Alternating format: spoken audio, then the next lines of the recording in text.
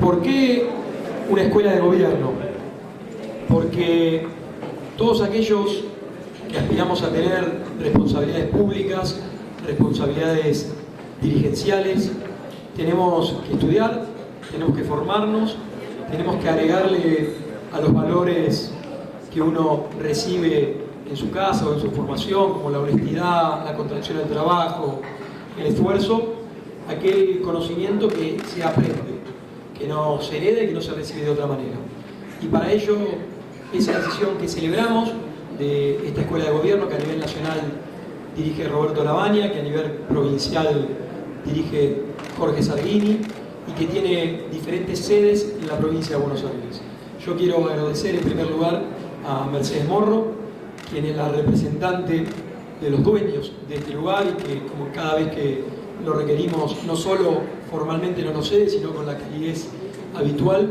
Hoy tenemos el placer que en la clase inaugural esté Claudio Mate, una de las personas que más sabe de cómo trabajar en prevenir las adicciones, pero sabe desde el punto de vista académico y sabe de la gestión.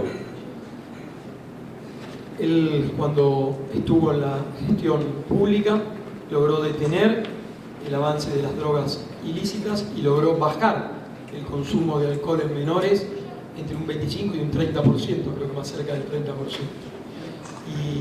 Y eso habla de la capacidad y de la valentía, porque todos sabemos que enfrentar el problema de las adicciones es enfrentar, en muchos casos, un mercado que tiende, por supuesto, a protegerse. Así que por eso estamos felices que Claudio esté aquí y que esta escuela sea en el futuro de donde egresen los dirigentes nuestros y para que de aquí puedan salir los dirigentes del futuro. Muchas gracias por estar y hasta la próxima reunión.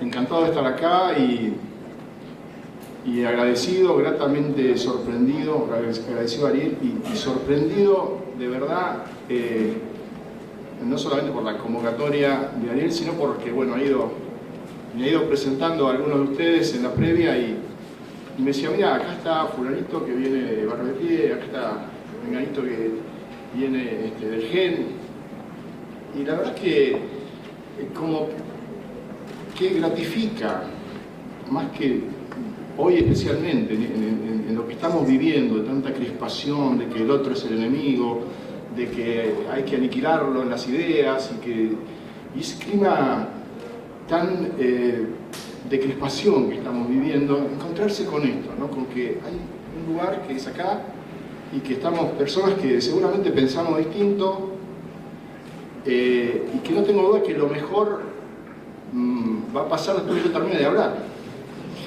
Que ojalá, bueno, en torno a esta cuestión, que creo yo, como muchas otras, nos impone buscar un acuerdo, ¿no? Entre distintas formas de pensarlo, porque estamos en emergencia, no porque lo decretó Macri, sino estamos en emergencia de verdad en adicciones hace tiempo. Y yo le agrego, estamos en urgencia más que en emergencia, o junto con la emergencia. Y hay mucha gente necesitando una respuesta, no solo porque sea un problema emergente, sino porque es un problema urgente para muchos, y cada vez más. El 50% de los niños de la Argentina está bajo la línea de pobreza y una cantidad cercana seguramente de jóvenes y adolescentes. Y ahí también quiero detenerme un poco en la cuestión de lo que vamos a hablar sobre por qué es urgente. Si no hay una mirada sobre las condiciones de consumir droga en la clase media comparadas con el resto, nos equivocamos. Hay una urgencia mucho mayor con lo que significa el consumo de drogas en los sectores más populares y lo que significa en la clase media, si bien la cantidad de consumidores es la misma. Así que de esto me parece que también conviene detenernos un poco. Pero bueno, yo la propuesta que tengo para hacer es la siguiente: es una escuela de gobierno. No sé si tenemos maestro de gobierno. Si tenemos maestro de gobierno, no estaríamos en emergencia, de todo estamos, ¿no? Si hubiera muchos maestros. Bueno, hay un grupo de personas que fueron congregadas dentro de este espacio, que hemos pasado por una experiencia de gobierno, ya algunos estamos a mitad del camino, otros pasada la mitad del camino, y bueno, creo que a nosotros nos hubiera gustado tener una generación antes que nosotros que hubiera gobernado, pero usaban uniforme, la mayoría. Entonces no hubo ese trasvasamiento, no en todos los casos, ¿no? Pero creo que por lo menos de lo poquito que la generación nuestra, que ya está, como digo, en la mitad o más allá, pueda transmitir, yo voy a tratar de transmitir desde primero lo general, digamos, qué mirada tenemos hoy sobre el problema de drogadependencia, en particular porque es el tema de hoy, y después voy a ir compartiendo, si quieren, algunas anécdotas de sentarse al frente de un ministerio y cómo das algunas batallas, por lo menos en esta cuestión. Primero que nada, no es tan cierto que nosotros venimos de la orfandad de formación, que mi generación venga de ahí. Yo me formé con Ginés González García en el tema de salud, que es un tipo que ha hecho cosas muy valoradas o valorables, no sé si tan valoradas como valorables, y tuve esa suerte de formarme con él. Yo primero fui militante político, no soy un CEO, no vengo del ámbito empresario, vengo de la militancia en la Juventud Peronista, y después, bueno, me tocó esa época, ¿no? Antonio Cafiero acá en la provincia de Buenos Aires ganó, yo recién me recibía, y con Ginés era el ministro acá en la provincia, y bueno, y ahí encontré un lugar que me llevó, y perdónenme que no voy a hacer mucho hincapié en esto, desde los aspectos clínicos del problema de la salud mental o del consumo de drogas, ya directamente a temas de políticas públicas, ¿no? Hice un salto directo, porque me gustó siempre más eso, la salud pública y el aspecto de la gestión. Ginés, en la década del 90, no sé por qué extraña inspiración, decide mandarme a formar afuera. Y en realidad era por otra cuestión, era por la cuestión del SIDA. Yo me fui a formar por temas que en ese momento, en realidad iba como trabajo de consultoría, en ese momento había fondos para el HIV. Entonces, bueno, voy con una organización de Francia, me voy a formar allá, y personalmente vi que el SIDA como problema tenía una resolución, perdónenme a quienes estén en ese tema, pero yo veía que había un escenario de resolución rápida, que de alguna manera, pero como en Francia el problema del SIDA crecía entre los consumidores de droga, yo empecé a interesarme por esa cuestión, y me pareció que este problema de la droga nos impone casi esa madre de batallas que, por ejemplo, bueno, perdónenme la referencia, pero que Perón veía en la disputa por la cuestión del medio ambiente entre el derecho individual, privado y el derecho colectivo, esa tensión que Perón definía medio como la madre de las batallas. Y yo veía que con la droga se nos iba a imponer ese escenario, si queríamos actuar desde la política pública. Entonces empecé a interesarme, hablé con la organización anfitriona, le dije, mirá, me gusta lo que están haciendo con esto. Entonces, bueno, ahí también abrieron toda una batería de programas, etc. Y después de varios años de ir y volver y qué sé yo, ya al final había un tipo muy gordo que se llamaba Philippe Lecourt, que era el director de la Escuela de Administración Pública Francesa, que en ese momento era vamos a decir, el faro internacional de formación en administración pública. Philippe Lecourt me dice, bueno, vos viste tal programa, son todos programas exitosos, me dice, y aprendiste cómo se formula un programa exitoso. Ahora, ¿sabés por qué son exitosos? Porque son respuestas francesas a problemas franceses. Chao. Todo lo que había visto, por un lado, se cayó a pedazos, pero me quedó grabado eso. Y acá me meto entonces en el título de la charla, ¿no? Que es un poco prepotente, o que por qué estamos donde estamos y qué hacer. Y yo creo que en buena medida estamos donde estamos por eso, porque hemos aplicado políticas de otro lado y hemos incluso en esta cuestión de los debates radicalizados y polarizados quedado atrapados en un debate del hemisferio norte con respecto a las drogas, a las distintas respuestas que se fueron dando en el hemisferio norte a la cuestión de las drogas. ¿Y saben qué? Son respuestas económicas, en todos los casos. Que no está mal, no está mal leer el problema de nuestros barrios, leer por qué estamos en emergencia nosotros en consumo de drogas cuando el mundo estabilizó, en términos generales, el consumo de drogas. La cantidad de nuevos consumidores de droga en el mundo está estable hace una década. Dato de Naciones Unidas. Se cambian de droga, pero son los mismos. El número de nuevos personajes, nuevos pobladores con problemas de droga es igual. Hace 10 años. Estable, tasa se llama eso. Tasa de prevalencia de consumo. Y hay un grupo pequeño de países, muy pequeño, que no logró esa estabilización. Y hay uno en particular, que somos nosotros, que la duplicó en el mismo periodo. Entonces, primera cuestión, hay un problema argentino. Hay un problema argentino. Entonces, bueno, el desafío había sido, o sería hoy, hacer una lectura de qué es lo argentino del problema de la droga, que es distinto al resto, no voy a decir de la región, porque otros dos países que aumentaron el nivel de consumo son Chile y Uruguay,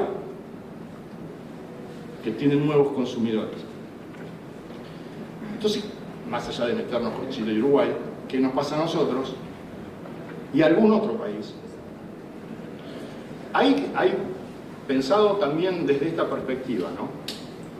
Nosotros tenemos dos grandes condenas que son propias de Argentina. La primera es el narcotráfico. La primera, no es la única.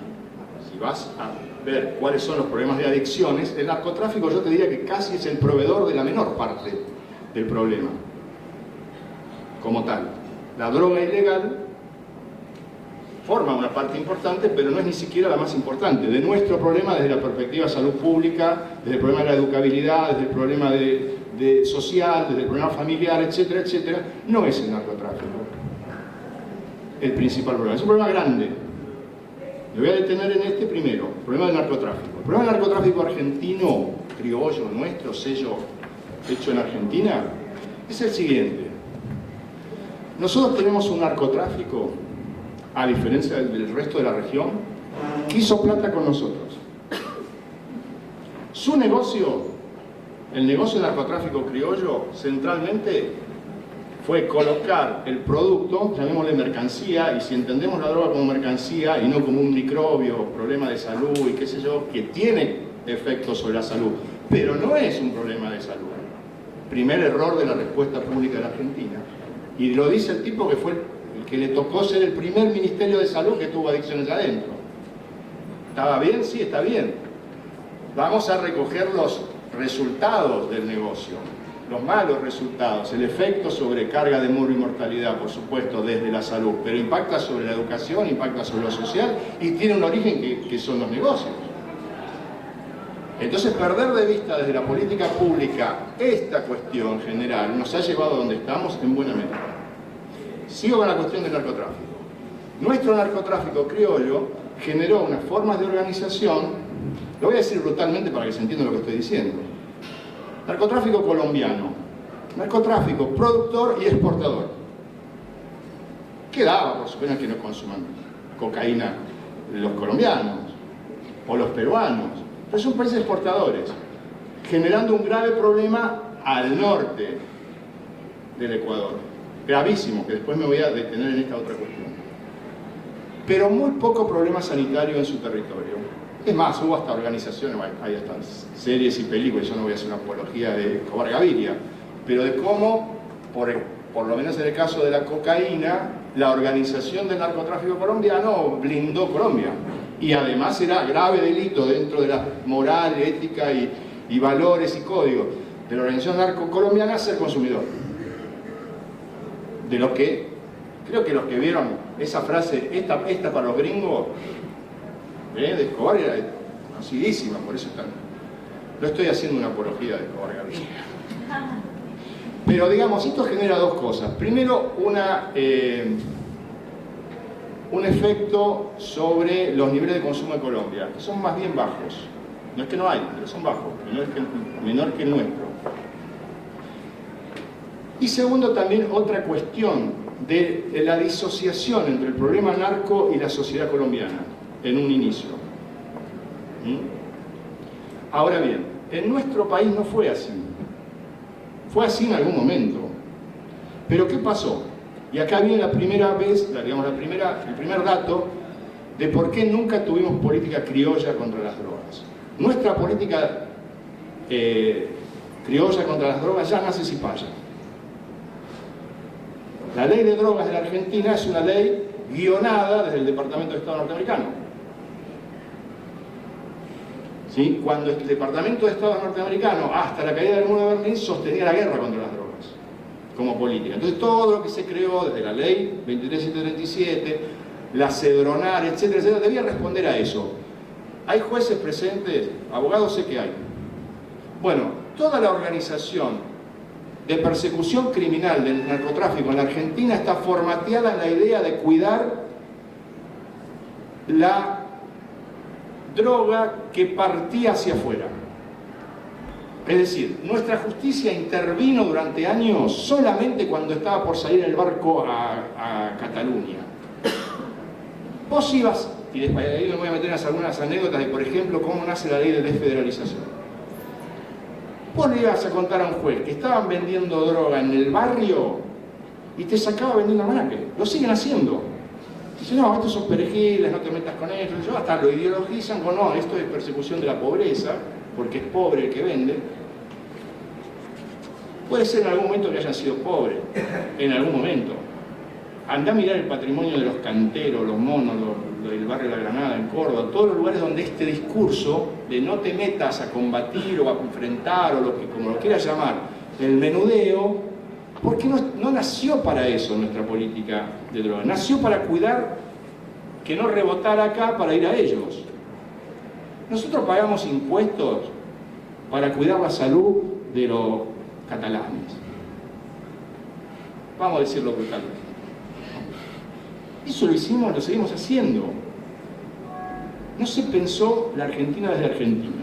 Respuestas argentinas a problemas argentinos. Eso hizo que el narcotráfico creciera en un marco de absoluta impunidad. Empezó puede ser, con una señora que se quedó sin trabajo, cocinando, dejó de cocinar la milanesa y pasó a cocinar Paco.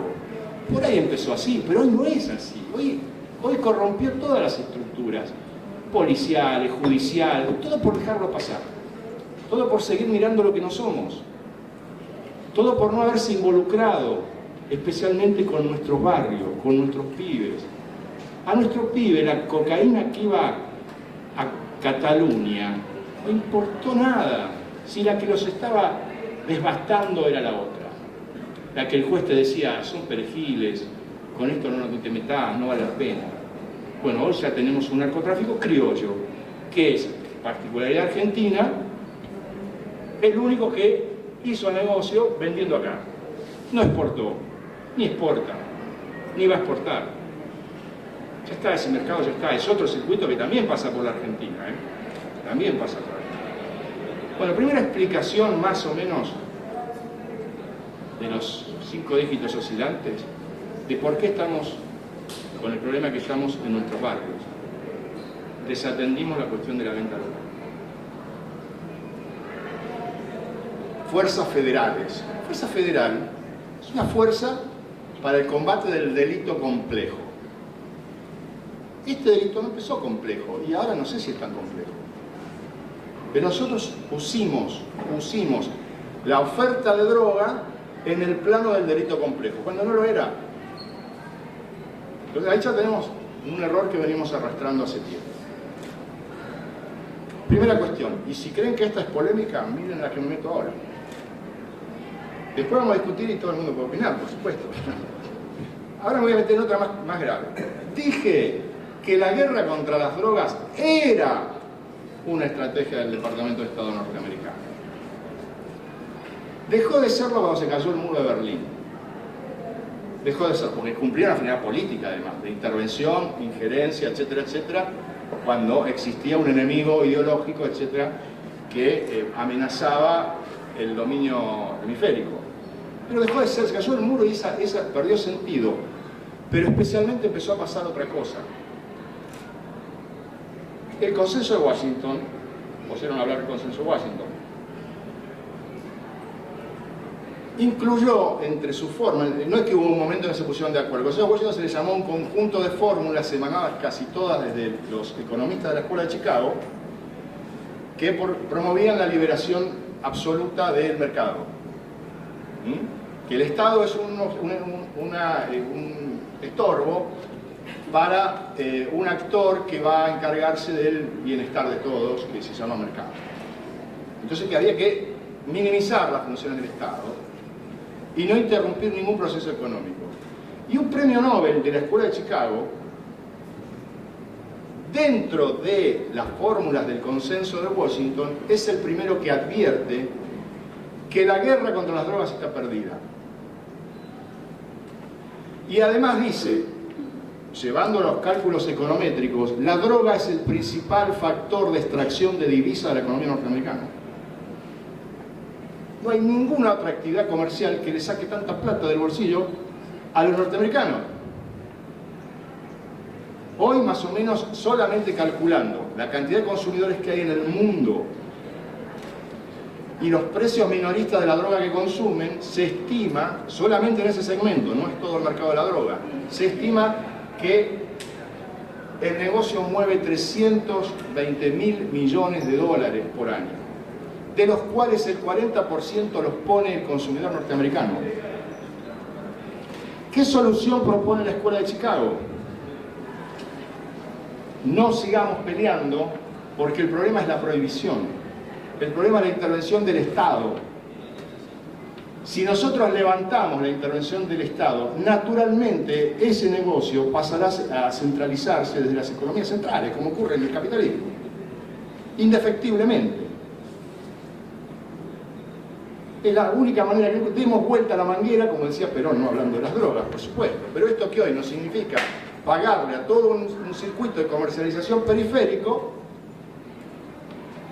nos damos vuelta y empezamos con nuestras pequeños emprendimientos legalizando las drogas, pasando algunas, las que son naturales, a la agroindustria. Hoy saben que Monsanto tiene los derechos exclusivos de explotación de la marihuana, pasando a la industria farmacéutica las otras, o las que se vienen, tan elegantemente llamadas droga de diseño. Si vos legalizás, ¿es una solución al narcotráfico? Sí, correcto. Al día siguiente no hay más narcotráfico. Ahora dejo al debate final cuál es el otro escenario. Con el capitalismo formal manejando el negocio de la droga. Como ya maneja el alcohol y el tabaco. Ya lo manejan ellos. Ahora viene esta otra. Y yo les digo que es un escenario que va a ser muy difícil de parar. ¿Cuál era el problema en la década del 90 con la legalización? Nosotros, la opinión pública. El temor, bueno, ¿vamos a poder convivir con el mercado de la droga abierto? ¿Existe la posibilidad social, institucional, política, etcétera, de convivir con el mercado abierto de la droga? La gente en la década del 90 pensaba que no. Mayoritariamente. En todos los lugares, incluso hoy, cuando se mide todavía, está a favor de la legalización. No te lo explican bien. Vos decís, bueno, la legalización es que no metas preso al pibe. Flaco de eso, no sé, por ahí hay alguno que quiere que vaya preso. Eso no hay discusión, no estamos hablando de eso. Ojo, cuando te hablan de la legalización, no están hablando de despenalizar consumo personal, etc. Estamos hablando de otra cosa. Bien, hoy ese discurso está ganando la batalla. Y yo me animo a decir, también para la polémica, no crean que todo lo que digo esté convencido. Pero me atrevo a decir que lo que ha pasado en los últimos 10 años tiene más que ver con esto que con la oferta de droga ilegal.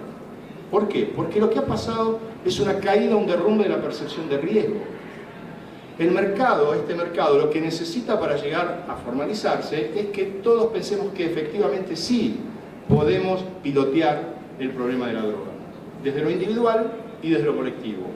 Para eso hay que no hablar más de daños. Y para eso hay que reducir ya la respuesta del Estado a ese rol que jugaría eventualmente en un mercado abierto de drogas, que es el más pobre, raquítico ideológicamente y cómplice, que es pasar esto a salud mental. Es un problema del tipo que se le dio por la droga. Reducir a la mínima expresión, no pensar en lo general, sino en el individuo. Eso es la política que Argentina y el paradigma en el que Argentina ha entrado desde el año 2008-2009.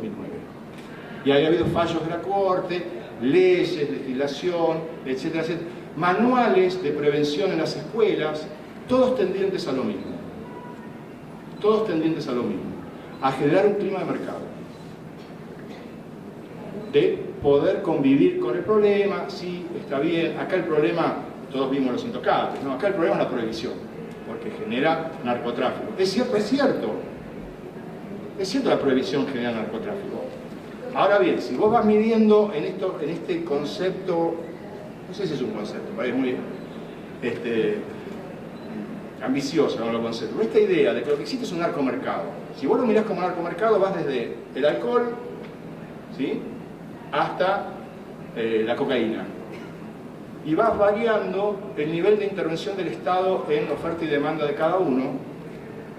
Vas viendo que pasás de una totalmente desregulada o muy poco regulada como el alcohol. ¿Qué prohibiciones hay sobre el alcohol? Que no se venda a menores, que pongas un cartelito después de la publicidad, chiquitito, el horario, vamos a decir semi-regulada, es una regulación leve. El tabaco, que es la que más se avanzó, y me gusta mucho hablar del tema del tabaco porque creo que es un camino que nos va mostrando, porque es la única droga que nuestros hijos consumen menos que nuestros padres. Y en el medio hubo política, no es que pasó naturalmente eso. ¿Qué hubo en el medio? Muchos compañeros que dejaron la piel en peleas contra los lobbies de las tabacaleras, como por ejemplo para que mi hijo nunca en los 15 años que lleva de vida viera un aviso de tabaco. Mi papá murió de cáncer de pulmón, porque toda su infancia estuvo bombardeado por el mercado y las promociones de los cowboys, que se llevaban las mejores chicas, etc. ¿No? Mi viejo creció bombardeado por esa imagen, que hizo dos cosas: la reducción de la percepción de riesgo. No había ninguna noticia sobre los daños del tabaco para la generación de mi viejo, no recibieron ninguna información, y sí recibieron todas las chicas lindas que te llevas a casa si te fumas un Marlboro. Obvio, desde la cuna. ¿Qué hizo ni bien salió de la cuna mi papá? Se prendió un cigarrillo. Bueno, hoy nuestros pibes viven con la marihuana lo que nuestros padres vivieron con el cigarrillo. Si vos ves los médicos haciendo publicidad de tabaco en la década del 40, diciendo que el mayor, este cigarrillo te pica menos la garganta, o sea, te creaban la construcción, ¿sí?, imaginaria, de que el peor riesgo con el cigarrillo era el picor de la garganta. No es que no había médicos, ya hay, déjenme perforar este blindaje comunicacional y mediático y decir algo del cáncer. No podían, era lo anticanchero ese médico, porque el canchero era el médico que le decía a su paciente: no fuma Chesterfield, no Marlboro, porque te pica la garganta menos. Hasta se llegó a decir que curaba el asma. Lo que digo lo tengo, pero bueno, no cuento, pero si quieren imágenes, hay imágenes de estos médicos. Y hoy sigue habiendo médicos que te venden la matrícula por un champú para la caspa, o que los dientes son más blancos con un dentífrico. Y también hay médicos hablando de la marihuana hoy, de todo lo bien que hace. Y no me meto en la discusión si hace o no hace bien a la epilepsia, porque no es una charla sobre epilepsia. Pero que no aparece nada de todo el otro mundo de investigaciones que hay sobre por qué un pibe que tiene un brote epiléptico le da marihuana y no lo tiene más. ¿Se preguntaron por qué?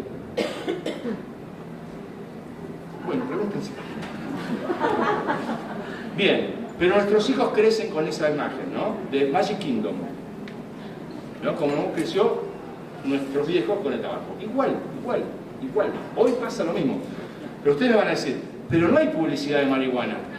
No hay publicidad en las pantallas que vemos los viejos, que vemos los intocables todavía. Ellos ven una pantalla donde nosotros no tenemos ni la más remota idea. Y una página te lleva a la otra, de cómo es la luz, cuánta es la semilla, cómo mejorás el cultivo, etcétera, etcétera. Todas tienen un común denominador: cero información sobre el daño. Bien, sobre ese paradigma, ¿sí?, donde le dan al Estado esa triste función frente al problema del mercado de la droga, la triste función de ser el enfermero que recoge las víctimas y no intervenir sobre el mercado, se ha montado buena parte de los dos discursos que hoy están en pugna en el hemisferio norte: guerra contra las drogas o la reducción de los daños. Convivamos, adaptemos y reducir los daños. Acá habrá personas que ya tomaron partido en alguna de las dos. Yo, de mi parte, me resuena Philippe de Corps en la cabeza: respuestas argentinas a problemas argentinos.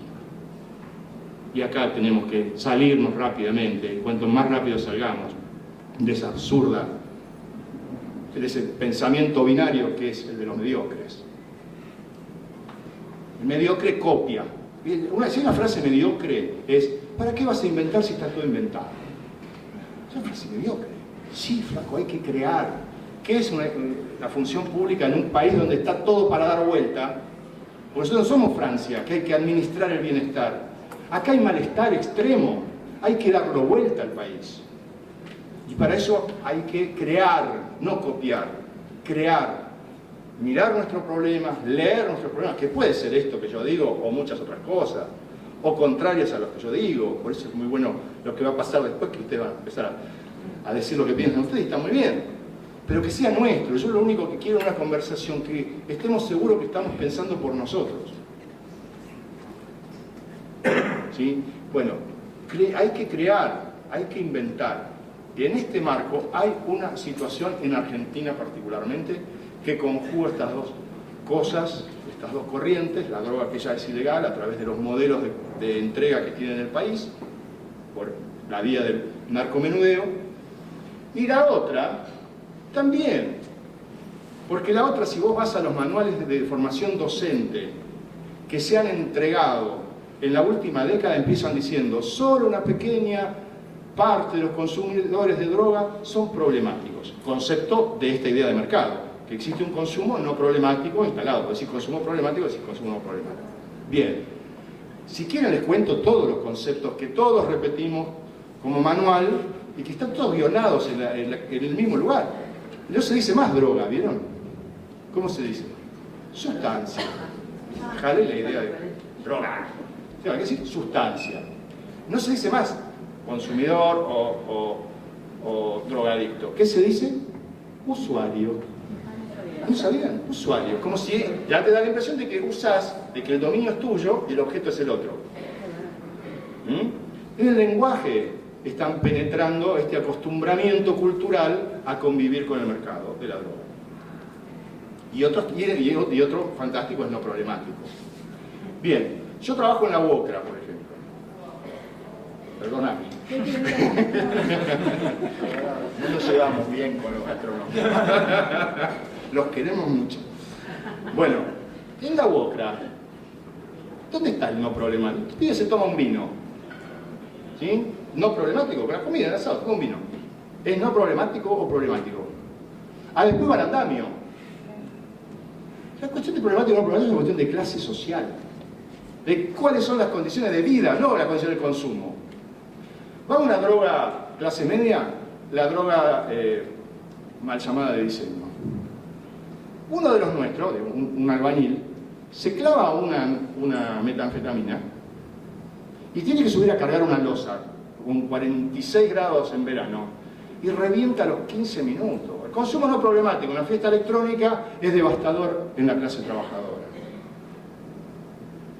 Voy más a fondo todavía. La marihuana, no problemática. Un chico que no tiene a nadie en su casa que siga sosteniendo la escuela, es decir, ninguno sigue estudiando. Entonces tiene que ya empezar a remar en dulce leche, no tiene ningún estímulo familiar para seguir estudiando. No me quiero pelear con los docentes, pero de los 5 días de la semana, 3 no hay oferta escolar, ¿no? Por lo que fue, conflicto, paro, no lo tiene. La maestra derrota, nadie se ocupa de él, en su casa no tiene, vive en una casilla, no tiene un lugar para estudiar, ni a veces ni dónde apoyar el cuadernito. Bueno, a ese pibe vos le bajás la capacidad de comprensión, le bajás la capacidad de atención, le bajás la capacidad de memoria y además lo desmotivás. Todos los efectos más conocidos todavía que los que tiene sobre la epilepsia del cannabis. Lo mataste. Lo único que tiene un pobre es su cuerpo y su cabeza. Es su único capital. No tiene una cuenta en el banco, no va a heredar una empresa, vive de su lumbrera cerebral y su salud. Es lo único que le va a sacar de la pobreza. Lo sano, íntegro que esté, sus pulmoncitos, que sea bicho, como digo yo, a los delegados nuestros, que sea pillo, no pillo en el sentido de delincuente, pillo. Lo único que le va a sacar de la pobreza, y si no está fregado. Y por eso se va reproduciendo cada vez más pobreza también. Porque no tenemos, digo, además de otras cosas, pero de la política de droga, que pasó a ser inespecífica, para no meterse con esto, no tenemos una política específica que ayude desde la política de prevención de drogas a sacar a la gente de la pobreza. Tiene mucho que hacer la política específica de droga para sacar a un pibe de la pobreza. Por eso me alegro mucho del informe de la UCA, porque hace foco, miren, sí está bien. Es muy fotogénico decir que la droga está en todos los sectores sociales. Barro, te sacaste la foto, quedaste elegante con todo el mundo. Pero la verdad, muchachos, los muertos son de los pobres. ¿Sí? No son los muertos, porque pensar que solo es muerte o enfermedad, no, que hay otros problemas. Voy a un tema, si quieren, ideológico, que uno no entiende por qué la clase media ha comprado la bandera de libertaria de la droga. ¿No? Parece revolucionario, rebelde la droga. La droga ha jugado siempre un papel de anestesiamiento de la conciencia colectiva y de la cohesión de la organización social de los sectores populares. A lo largo de la historia, mira donde quiera, hasta la conquista de América, si querés. El rol que ha jugado ha sido de explotación y dominación, y de estupidización, si me permiten la palabra, de la gente. Y especialmente apuntada a sectores juveniles, que son los dinámicos, los contestados. Anda a los barrios. Hoy hablábamos con alguien de los barrios de acá. Alguien que hace militancia social en los barrios. Es muy difícil hoy sacar a un pibe de su apego a los del palo, a lo que significa la ranchada, el consumo, el dealer, etcétera, etcétera, y llevarlo al compromiso social, a la organización, a decir, flaco, ¿no te gusta tu realidad? Bueno, cambiala, no pataleá, no es, bueno, sí, me falopeo porque no me gusta mi realidad. Está bien, es muy difícil, fácil decirlo desde acá y estar ahí, es cierto. Pero por eso, más que el mensaje al pibe, y ahora ya me voy a meter, si quieren, en la parte de qué se hizo y qué se puede hacer, nosotros nunca nos dirigimos al pibe. Nunca le hicimos una bajada de línea moralizadora, no te drogues. Véanlo, los que quieren, ya están en los libros de historia vieja, lo que se hizo en los 10 años que tuvimos, o los 5 años que tuvimos nosotros. No hay un solo material moralizante. Dijimos, mira, no te drogues, nada. ¿Qué hicimos? Bueno, empiezo. ¿Qué hicimos? Primero, ya que hablé del tema menudeo, déjenme contarles algo. Así de lo que te pasa, ¿no? Un día, ni bien empezábamos, imagínense, nosotros empezamos en el verano del 2002, en llamas, me parece. Les cuento a los más chicos, en llamas. Pagábamos los sueldos atrasados y en patacones. Que el patacón era ya no sé con qué jugar. ¿El estanciero lo conocen? No, chicos, tampoco. El Monopoly. Esos billetes de juguete. ¿Qué? Yo en el 2001 gané las elecciones, en el 2002 me tocó ganar el mensaje. Bueno, eran billetes de juguete y la verdad que solamente se juraban porque todos creíamos, necesitábamos creer en algo, le creíamos a esos billetes. Entonces uno le pagaba y el otro cobraba, y nada más. Pero no había plata. Así estaba el país. Bueno, en ese momento nosotros decidimos esto. Había CPAs, que eran centros de atención de droga. Había 70 y pico que había dejado Sharia, la gestión anterior, había creado un formato de atención de drogas. Nosotros, ¿qué hicimos? Llegamos sin nada, no teníamos equipo, nada, porque nosotros que estábamos de acuerdo con Ginés tuvimos que ocupar casi 7 ministerios en todo el país, porque no nos alcanzábamos nosotros. Íbamos de a uno, y entonces a ver quién está acá. Y la verdad se rajaban todos, porque a mí me tocó llegar a la secretaría cuando había bajado a subsecretaría. Entonces yo era como el funcionario liquidador. ¿No? Pero bueno, este viene, la bajaron al paso siguiente que desaparece. Y se iban todos, no quedaba nadie. A ver, decime quién se ocupa de tal cosa. No, se fue. Entonces quedaron, por suerte, quedaron todos los pibes y pibas. Que siempre estuvieron ahí en el segundo lugar, trayendo, llevando. Y bueno, vos vas a ser el director de tal, vos el director de tal. Bueno, se armó el equipo. Entonces empezamos a juntarnos, a caminar, a hablar con los CPA. Caminar mucho, había que estar muy cerca de la gente, siempre hay que estar cerca de la gente. Entonces estaban todos, viste, para que no se hiciera radio pasillo, ¿no? Este viene, bueno, contarle, mira, vengo con esta idea, con esta otra, ¿qué te parece? Perdón, ¿el sabor le meta por este lado? ¿O vamos? Bueno, es el día a día, lo que le va a tocar ahora ocupar lugares. Bien. Le empezamos a dar otra forma al CPA de Sharia. Dijimos, mira, ¿dónde queda tal CPA? Y generalmente estaban, como ocurría en Cámara de Plata, estaban en zonas muy aristocráticas de cada localidad donde había. Entonces dijimos, mira, está bien, sigan acá, pero 2 veces por semana hablábamos con la municipalidad, ¿tenés algún localcito? Sociedad de fomento, qué sé yo. ¿Qué te parece si 3 veces por semana en ese barrio que es donde está el problema y estos pibes no tienen una moneda para venirse en bondi hasta el CPA, atender eso? Y sí, no, bueno, parece que había que meterle un poco de mística y bueno, sí, vamos. ¿Qué pasó en ese momento? Descubrimos el Paco. Porque si no, no lo descubríamos. Año 2002. Entonces un día teníamos una reunión y viene una chica de Quilmes y me dice, no casualmente apareció en Quilmes. En Quilmes hay una figura muy importante en la historia negra de la droga. Bueno, que la manejó estos últimos 10 años. Estamos atendiendo unos pibes que vienen de un barrio tal y le dicen el Paco y están muy mal. ¿Pero cómo están? Sí, están muy mal. Tienen un chiflidito cuando respiran y hace algunos 4 meses, 5 meses que están consumiendo. Les cuento, para poner en detalle, vos cuando agarrás un pibe de los que clásicamente agarrabas con 7, 8 años de cocaína, tenés un pibe al enfrente para hacer un tratamiento. Esto no te daba ese tiempo. No te daba ese tiempo. Se morían como mosca. Bueno, entonces empezamos con el Paco. Y a mí me pareció ver una bomba de tierra. Entonces yo en ese momento no tenía mucho trato con Felipe, el gobernador. Había hablado 2 o 3 veces, se me ocurre llamarlo. No sé si ya lo trataba de vos, porque viste, como tiene pinta pibe, será como siempre para tratarlo de vos. Mirá, pasa esto.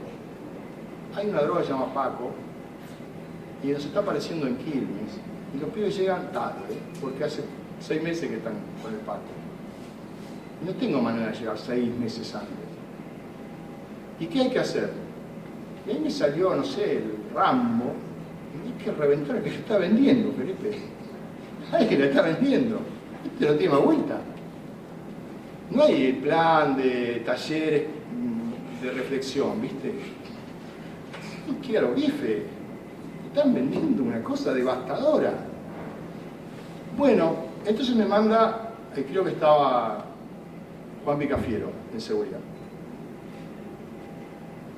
Bueno, habla con Juanpi. Bueno, me llama Juanpi y me manda el jefe de la policía. Yo nunca vi tantos ravioles juntos arriba de los hombros de nadie. Vi un tipo lleno con decoraciones, ¿no? Con otro con carpetas. Y pone las carpetas arriba de la mesa. Sí, ya me dijo el ministro de Seguridad que usted estaba con este problema. Bueno, mire, el que lo está vendiendo se llama así, vive en el lote tanto, manzana tanto, y yo lo miraba. Y termina de darme toda la descripción, no le faltaba nada. Digo, ¿y qué esperas? La orden del juez. ¿Cómo la orden del juez? ¿Pero vos le llevaste con el juez? Sí. ¿Y qué dijo? Que es un perejil. Era la única, en ese momento, por lo menos, digamos, Quilmes era la única localidad del país que reportaba con Paco. Yo no sé qué hubiera pasado, no lo sé, no puedo hacer algo contrafáctico. Pero entonces le aviso al gobernador, lo llamo de vuelta y digo, mira, Felipe, ya está todo, lo voy a nombrar porque se murió. El juez Blanco. Y todos los días paso, por el terreno cerca de casa, paso a ver si sigue ahí. Lo llamo a Felipe primero. ¿Y quién no tiene Blanco? Llámalo Blanco, me dice. ¿Cómo le llamar? Yo recién empezaba, a 20 y pico de años. ¿Cómo llamaba un juez federal? Llámalo, decile lo que está pasando. Decile lo que está pasando. Organicémonos y vaya. Nada, mentira. Después voy a contar varias cosas de cómo se jugó. Bueno, lo llamo. Irreproducible la conversación. Irreproducible, realmente. Fue uno de los momentos más. Claro, lo que estaba escuchando. De todo me dijo, de todo. Y yo que tengo las mías también, dije, bueno, a ver, ¿qué hacemos con esto? Y ahí nace la desfederalización. Yo le voy a sacar, fíjate vos, instalado, pues, nada, yo les voy a sacar a estos, no se quieren meter con el menudeo, yo les voy a sacar la potestad y el poder que tienen de decidir sobre la vida y la muerte de nuestros pibes. Mirá vos, qué parado. Pero tenés que tener esas ideas mesiánicas, si querés. Tenés que proponerte en Argentina, escuela de gobierno, proponete eso. Yo a estos me la pagan. Y así empezamos. Había una vieja ley, o proyecto de ley, del Tati Mekievin, que era el ministro de Justicia, que era desfederalizar. ¿Qué significa desfederalizar? Ah, sí que a vos te gusta la foto en el diario El País de Madrid y no la del pregón de Lanús. Bueno, seguí sacándote esa foto. Nosotros vamos por lo que nos pasa a nosotros. Vos seguís cuidándole la salud a los catalanes. Entonces, bueno, empezamos. Fue una pelea, sacarle a la justicia federal la exclusividad del problema de la droga nos llevó 3 años. De pelea, ida, marcha y contramarcha. Sabíamos además nosotros que nos metíamos en un tema muy riesgoso, porque la desfederalización, que es que los delitos de los barrios pasen a ser, vamos, ¿cómo se dice? A ver, que me ayude un abogado. Que tenga la facultad de poder intervenir. Bueno, no sé. Competencia, gracias. Hacer competencia de las justicias provinciales nos llevó 3 años. Y tuvimos que definir bien dónde empezaba una competencia. Algunos querían discutir la cantidad de gramos, otros, al final quedó ahí, llegó León Aslañán, pegó un golpe arriba de la mesa y dijo, es la que se vende al que lo fuma, a los Aslañán, basta de gramos y no gramos. Ese segmento, bueno, no sé si está bien o no jurídicamente, pero ese no era el problema. El problema era otro que después se vio en el gobierno que nos siguió a nosotros. Y sabíamos que era mono, darle una ametralladora al mono. No estoy hablando de que sea mono nadie. Pero solamente funciona la desfederalización bajo las siguientes condiciones. Y si no, es una caja de la bonaerense. ¿Cuáles eran las condiciones políticas e institucionales de aquellos años y que permitieron sí que funcionara? Control político sobre la fuerza policial y auditoría social sobre todos los operadores del sistema. En ese momento existían los foros de seguridad, que era sobre lo que nosotros nos íbamos a apoyar, para vigilar, y además el jefe de la policía era un funcionario democrático, elegido por el voto popular, y no un arreglo del poder político con las cajas policiales. Con esas dos condiciones es una ley criolla, una respuesta argentina para un problema argentino. Con esas dos condiciones, sin esas dos condiciones es un desmadre. Y lo dice quien fue impulsor y coautor, pero hay que tener también la humildad de decir, ojo, hay condiciones, no es la ley sola, son las condiciones políticas y las condiciones sociales en que tiene que ir acompañándose esto. Tardamos 3 años. En las 2 cámaras del Congreso fuimos con todos los intendentes del conurbano. a meter presión a Tota bonaerense. Porque nadie, no, es un problema de los bonaerenses. Hoy hay 4 provincias argentinas que tienen la desfederalización aprobada. En ese momento, bueno, es una ley de los bonaerenses, por lo tanto es una ley de adhesión. Y a algunas le va muy bien, a Salta le va muy bien. Bien, una ley por adhesión. Miren, quedó aprobada así, y como ya teníamos tan ablandado el paño en la provincia de Buenos Aires, todos los bloques la votaron inmediatamente en la misma semana en que salió publicada en el boletín oficial, se aprobó en la legislatura de la provincia de Buenos Aires. Yo me acuerdo bien, es uno de los momentos más felices, lo voy a decir, no porque se aprobó, uno de los momentos más felices que pasé yo en la función pública. ¿Qué fue?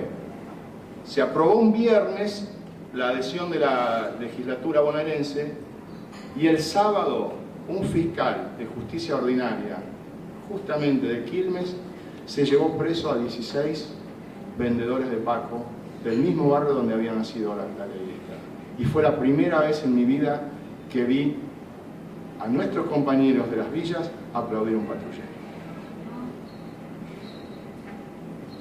Eso para los que dicen, ahí hace falta combate contra las drogas. Si vos le preguntás hoy a esa gente si alguna vez vio guerra contra las drogas, ni están enterados. Bueno, no sé que haya una guerra de todos los soldaditos que van del mismo lado.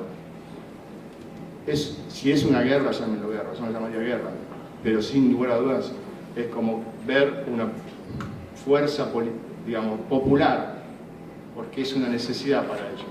Ver cómo tu hijo se va degradando su salud, su vida, sus relaciones, y los amigos de tu hijo y los pibes de tu barrio, y ver que un día alguien hace algo y muestra 2 cosas: que el Estado está del lado del pueblo, por un lado, que no los dejó solos, y que por otro lado, los pibes a los que vos con tanto esfuerzo estás educando que no vayan por ese camino, les demostrás que no hay impunidad por ese camino. Fue un momento maravilloso para mí de la gestión, pero ahora lo cuento así tipo anécdota, pero son las cosas con las que tenés que lidiar y cómo son las presiones y más. Y hablando de presiones, cuento una más anécdota y después me meto un poquito en qué cosas se pueden hacer hoy. Y después abrimos a que todos se enojen conmigo. O ya están enojados, ¿qué les parece? Otro tema fue el alcohol. Nosotros teníamos un problema, como seguimos teniendo hoy, muy grave de alcohol. Y otra vez lo miramos desde esta perspectiva. Bueno, obviamente hay un problema de vulnerabilidad, hay un problema en la persona y demás, pero no hay que perder de vista la cuestión del narcomercado. Entonces, nosotros veníamos trabajando en los colegios y explicando cuándo empezó a crecer el consumo de alcohol en el país, que fue en la primera mitad de la década del 90. Porque, vamos a una conversación típica con tu hijo, cuando vos decís la previa en casa no, que si yo sos más chico, pero papá, vos nunca volcaste. Mira, hijo, vamos a decir 2 cosas. Yo, cuando me tocó tener tu edad, ¿sabes cuántos pibes de tu edad había en el hospital? Ninguno. Hoy andate y lo llevo, pues, aprovecho. A las guardias de los hospitales son todos ellos. Nuestros hijos están en el hospital, no nuestros abuelos, no las parturientas. Las guardias de los hospitales son los pibes. Vayan acá al regional, un viernes hoy, o más tempranito mañana, si quieren. Son todos pibes, igual que la cárcel. 17, 18, 19 años. Entonces, ¿sabes cuál es la diferencia? Que uno puede tener la idea o la impresión con esto de que siempre fue así, y no es cierto, y no es cierto. Hoy el problema del alcohol, más allá de la escala, y es una imagen, las consecuencias del alcohol, hoy no son las mismas que hace 15 años. No es que pasó esto siempre, es mentira. Esa idea de que siempre hubo droga y siempre va a haber, es una de las partes del verso, de no mirar dónde están las decisiones que se han tomado, dejado de tomar para que estemos donde estamos. Hay una decisión empresaria de la industria, especialmente de la cerveza, de dirigirse a menores de edad a principios de la década del 90, que antes no habían tomado. No habían tomado la decisión. Toda la publicidad está dirigida a nuestros hijos, todo el sistema, justo quiero hablar de la sociedad de fomento. Gracias. Bueno, gracias. No, gracias. Me tengo que No, hacer. gracias. Ningún problema. No voy a seguir extendiendo mucho más tiempo, pero bueno. Este tema es otra de las, me parece, cosas que uno puede compartir, especialmente con los más pibes, más jóvenes, pibas. Bien, si hubo una estrategia comercial que nos llevó de 8 litros de cerveza por habitante a 64 litros por habitante, quiere decir que algo impactó. Eso desde la década del 80 hasta en el momento en que nosotros aplicamos la ley del REBA. Os explico qué es. Ideamos la ley del REBA. Ese crecimiento tiene en el medio una estrategia sistemática de las cerveceras, especialmente en capturar un mercado de consumidores que antes no existía, que es el de menores. O sea, el negocio de la cerveza se montó sobre la venta a menores, o la expansión de la facturación. ¿Qué vino después? Vino a medir dónde se verificaba la mayor venta a menores, y todo un circuito periférico de venta, kiosco, polirrubro, estación de servicio. Bueno, saquemos la cancha. ¿Cómo saquemos la cancha? En todo el mundo es así. ¿Vos te crees que venden en las jugueterías el vodka como acá? No, vos sos juguetero y vendés juguete.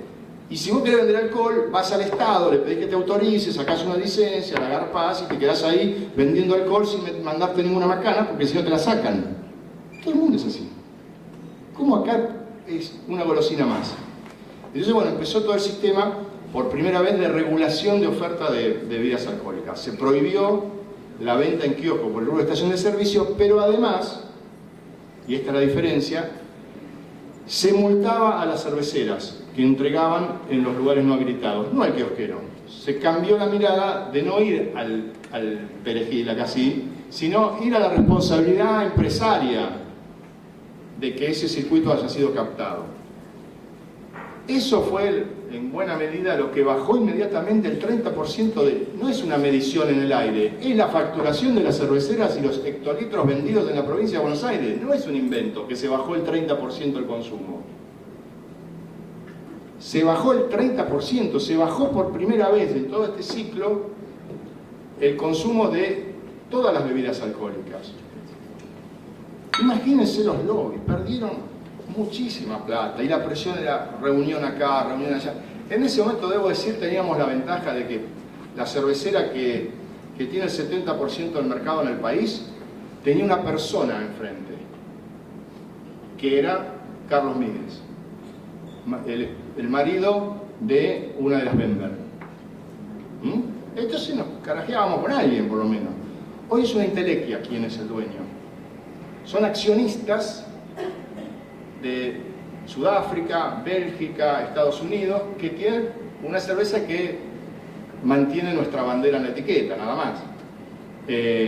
Digo por esta cerveza, pero el Fernet creció el 260% durante el último gobierno anterior, y nadie se dio cuenta, o nadie hizo nada. Entonces, bueno, sintetizo. Si uno quiere transmitir, son dos cosas. Bueno, pueden ser equivocadas o no, pero ideas, tener ideas, mirar, leer esta situación y estar dispuesto a hacer algo. Y tener ganas, sobre todo, de llegar a tu casa y mirar de frente a tu hijo. Y que tu hijo te dé el mejor premio diciéndote, ahora que tiene 15 años, que está orgulloso. Esa para mí, bueno, hay que tener las dos cosas. Eso no se enseña. No hay escuela de gobierno por eso. Porque tenés que bancar muchas cosas. Yo podría estar parado para toda la vida. No lo estoy, sigo laburando como hoy. Pero eso no se puede enseñar. No hay escuela de valores, salvo la casa de uno. Pero todo lo demás sí. Una vez que vos tenés dos cosas, una idea, una moral, una vocación, de no olvidarte de dónde venís y por quiénes estás peleando, y lo otro sí, se puede ir contando, porque es más técnico, se puede transmitir, se puede compartir, y como se decía hace mucho tiempo, también, es muy difícil que lo que nos sucedieron a nosotros sean peores que nosotros. Alguien lo dijo, ¿no? Entonces, yo confío mucho en esta generación que nos sucede a nosotros. Están además encerrados en los estereotipos, porque el pibe solamente está en la televisión cuando la violaron, cuando se desapareció o cuando es el delincuente. No está todo en medio. Descubrimos que por ahí hay pibes haciendo algo distinto cuando una violada y asesinada además era una militante política y nos golpeó, o golpeó a muchos. Che, pero hay pibes que hacen esto. Sí, mirá todos los que son. Hay mucha de esa juventud y yo creo que esa juventud tiene ganas y lo mínimo que uno puede dejar es lo que vivimos nosotros, que con muchos de ellos, bueno, llegamos a... Yo tuve 48.000 personas a cargo después en el Ministerio de Salud, porque todo esto después me castigó Felipe poniéndome en el Ministerio de Salud, que fue otra historia. Pero bueno, síntesis, discutamos ahora todo lo que quieran. El único esfuerzo, si tengo algún margen de pedir algo, es que sean nuestras ideas. Esforcémonos en tener nuestras ideas, que creo que por lo menos en el tema de droga y en muchos otros es lo que nos está faltando. No copiemos más. Miremos, discutamos miradas sobre lo que nos pasa, lo que uno dice es una mirada más. Por supuesto que además quiero aclarar, me centré mucho en la cuestión de mercado, pero esto tiene muchos planos. Si fuera una charla a familias, a padres, que yo tendríamos que hacer hincapié en lo que pasa en cada hogar, que también tiene que ver con esto. Porque yo siempre digo, lo decíamos el otro día en la reunión con la iglesia, porque nos juntó a algunos para mostrar este informe. Muchachos, en medio de todo esto hay comunidades que resistieron, hay familias que resistieron. En un mismo barrio hay una familia que se la bancó, que la aguantó, que resistió. Hay comunidades enteras que ante la misma cuestión del microtráfico y de la apertura de mercado, no hay problemas de droga. Miremos, aprendamos y sobre todo empoderemos esas experiencias populares. Aprendamos de esas experiencias populares. Estemos atentos, ¿qué hay en esta familia que vive en este mismo barrio donde todos están en la falopa y esta familia resistió? O esta comunidad. No vayamos, como dicen algunos ahora con esta cuestión de la teoría del adaptacionismo, a deconstruir saberes. ¿Cuál es el saber que hay que deconstruir? Hay que ir a aprender. No hay que deconstruir, hay que ir a aprender de esa gente. Porque la está pasando mal y está resistiendo en esa situación. Tenemos que, desde el gobierno, los que tenemos esta ideología, por lo menos, empoderar a esos barrios, a esas familias, aprender de ellos. Nos están diciendo cosas. ¿Saben cuál es el único estado de México donde no hay narcotráfico? Chiapas. ¿Cómo le llamaríamos nosotros? Comunidad organizada. La comunidad más terapéutica de todas. Gracias.